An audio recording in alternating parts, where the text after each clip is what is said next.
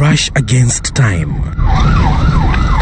This E-Plus ambulance has been dispatched to a residential area in Nairobi. In the Friday afternoon traffic and congestion in the area, the ambulance makes its way. Upon arrival, detectives from the DCI, the National Intelligence Service, and public health officers are already here. The suspected cases have already been briefed. When they finally got to this Nairobi residential area, the suspected cases have been put in the ambulance right behind me, and where they will be now presented before Mbagathi or Kenyatta University hospitals to be tested. Then they will be placed in quarantine if at all they are found to be negative.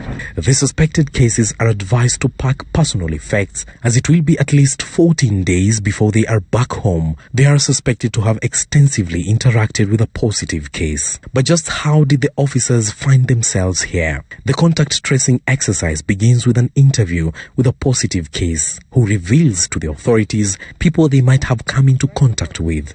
The National Intelligence Service then tracks the contacts to a precise location before DCI detectives and public health officers are deployed. And once he's identified, then he's handed over to us, where me and my colleague, we are in full protective equipment.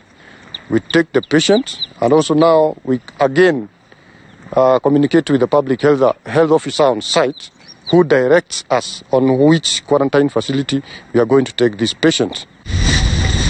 And it is here that they don PPE. Nothing is left to chance, as they are unsure whether the cases to be picked are positive or not. We ensure when we reach at the point of picking them that we give them masks, and then also give them gloves. Now, when we get these very specific patients, because now they are suspected COVID patients, we have a clear procedure on how we evacuate them. The exercise that mostly takes place at night sometimes encounters challenges, as the PPE frightens most of those being picked up. You need to be very, very reassuring when handling them. Of course, you have to keep some few meters away from them, but you need to be very, very careful as not to stigmatize them more.